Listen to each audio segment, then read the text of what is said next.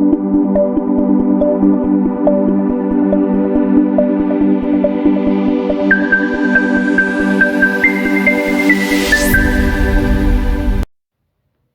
everyone, my name is Rashmi Samant and today I will discuss about the topic gonorrhea.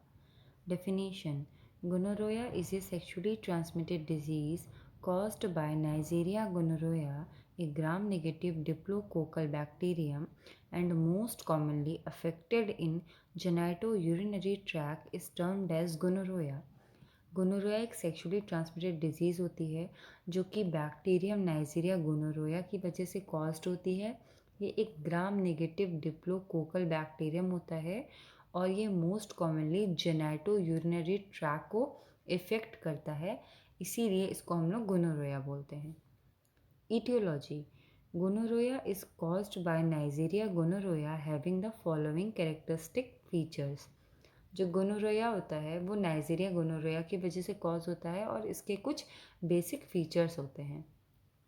First point है, it is a oval और bean shaped coccus that lacks a capsule and varies in size.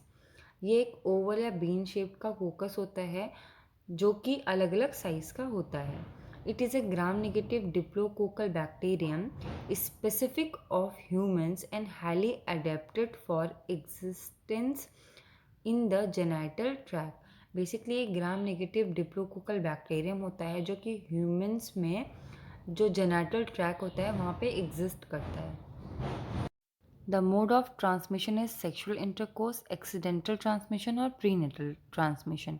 Basically जो gonorrhoea होता है वो sexual activity की वजह से या फिर ब्लड ट्रांसफ्यूज़न की वजह से या फिर प्रेग्नेंट वुमेन से जो उनके न्यूबॉर्न बेबीज़ होते हैं उनमें होने के चांसेस ज़्यादा रहते हैं। The incubation period for this organism: generally जो इंक्यूबेशन पीरियड होता है वो 2 to 10 डेज़ का होता है और अगर उसका हम एवरेज लेते हैं तो वो मिनिमम 5 डेज़ का होता है। लेकिन इन the case of sexual exposure जो पेशेंट होता है वो 24 से 48 घंटे में ही सिम्टम्स रिपोर्ट करने लगता है। Sign and symptoms: in the case of female increased vaginal discharge होगा, यूरिनेशन के टाइम पे पेन होगा जिसको हम लोग डिसयूरिया बोलते हैं, जो मेंस्ट्रुअल साइकिल होती है वो डिस्टर्ब हो जाती है और सेक्सुअल एक्टिविटी के टाइम पे वेजाइनल ब्लीडिंग होने लगती है। In the case of male the sign and symptoms में इंक्लूड डिसयूरिया, मतलब यूरिनेशन के टाइम पे पेन होगा और इसमें अलग अलग ग्रेड्स का रेक्टल पेन, ईचिंग, ब्लीडिंग या कॉन्स्टिपेशन भी हो जाता है और मेल्स के केस में येलो और वाइट कलर का डिस्चार्ज होता है। पैथोजेनेसिस: जो गोनोरोया होता है वो अकर होता है ड्यू टू सेक्सुअल एक्टिविटी। जो बैक्टीरिया होता है इसमें वो यूरेथ्रल कैनाल में पास थ्रू होता है और उसके बाद वो पेनिट्रेट कर जाता है कॉल्यूमिनल एपिथेलियम से म्यूकोसल मेम्ब्रेन में और वहाँ पे जाके टॉक्सिक इफ़ेक्ट शो करने लगता है एपिथेलियल सेल्स में।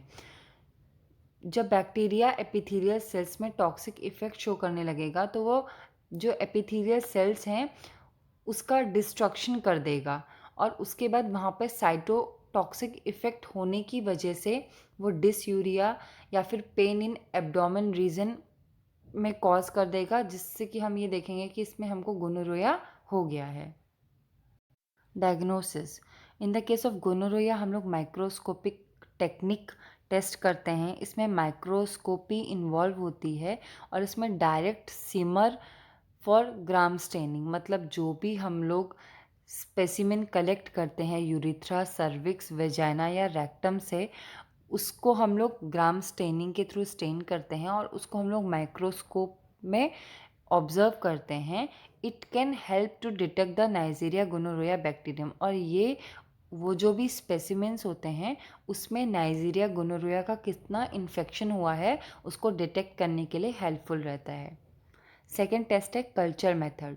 These methods are considered to be gold standard for detection of gonorrhea. ये गोनोरिया के डिटेक्शन के लिए गोल्ड स्टैंडर्ड मेथड्स बोले जाते हैं. Culture of specimen obtain from various site like vagina, pharynx, rectum should be processed within 24 hours of collection.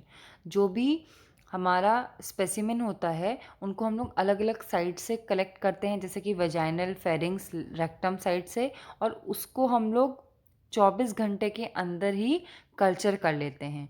The collected specimen is cultured on Transgrow media. जो भी हम लोग specimen को collect कर रहे हैं उसको हम लोग कल्चर करेंगे ट्रांसग्रोथ मीडिया में, और उसके बाद जो भी माइक्रो ऑर्गेनिज्म की ग्रोथ हुई है उसको हम लोग ऑब्जर्व करते हैं। Nucleic acid amplification test. These tests detect the presence of small amount of DNA of Neisseria gonorrhea in sample of patient injected with gonorrhea. ये जो टेस्ट होते हैं इसमें बेसिकली जो नाइजीरिया गोनोरोया का स्मॉल अमाउंट का डीएनए होता है उसका डिटेक्शन किया जाता है। सीरोलॉजिकल टेस्ट, इसमें हम लोग फ्लोरोसेंट एंटीबॉडी टेस्ट करते हैं। In this test, the monoclonal antibody react specifically with Neisseria gonorrhea and bind with both the protein IA and IB. इस टेस्ट में जो मोनोक्लोनल एंटीबॉडीज़ होती हैं वो स्पेसिफिकली नाइजीरिया गोनोरिया से बाइंड करती हैं और प्रोटीन IA और IB के साथ बाइंड करती हैं। Positive cultures shows the apple green fluorescent staining of the kidney shaped diplococci on viewing under the fluorescent microscope.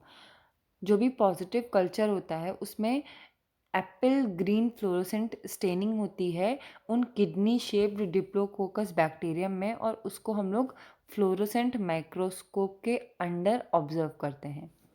Treatment, in the treatment of gonorrhoea anogenital infection में urethral, vaginal, rectal areas में अगर infection होता है adults में तो उसमें सिफिक्सिट्रॉन 250 mg intramuscular in a single dose दिया जाता है और azithromycin 1 gram orally in a single dose दिया जाता है। सेकेंड वन है pharyngeal infection in adult and youth less than 9 year of as. इसमें सिफिक्सिम 800 mg orally in a single dose दिया जाता है और उसके साथ azithromycin 1 gram orally in a single dose दिया जाता है। Recommended treatment regimen for uncomplicated gonorrhea in children less than 9 years of age. अगर कोई भी बच्चा 9 साल से छोटा होता है और उसमें गोनोरिया के चांसेस होते हैं तो उसमें अगर एनोजेनाइटल इन्फेक्शन है, मतलब यूरोथ्रल, वेजाइनल या रेक्टल एरिया में, तो उसमें cefixime 8 mg per kg orally BID into 2 doses maximum 400 mg per dose दिया जाता है और azithromycin 20 mg per kg maximum dose of 1 gram orally in a single dose दिया जाता है। नेक्स्ट है pharyngeal infection, cefixime 8 mg per kg orally BID 2 doses में दिया जाता है, maximum 400 mg per dose and azithromycin 20 mg per kg maximum dose 1 gram orally in a single dose दिया जाता है। Prevention, in the case of gonorrhoea health education पे ध्यान देना चाहिए, promotion of safer sex and risk education, promotion of condoms, don't have more than one sexual relationship at a time. Complication में pelvic inflammatory disease हो जाती है, gonorrhoea के case में इनफर्टिलिटी कंडीशन हो जाती है, HIV इन्फेक्शन होने के चांसेस रहते हैं, क्रोनिक प्रोस्टेसिस कंडीशन हो जाती है, मतलब जो प्रोस्टेट ग्लैंड होती है मेल में उसमें इन्फ्लामेशन हो जाता है, प्री हिपेटाइटिस कंडीशन होने के चांसेस रहते हैं और एनोरेक्टल गोनोरोया हो जाता है। Thank you.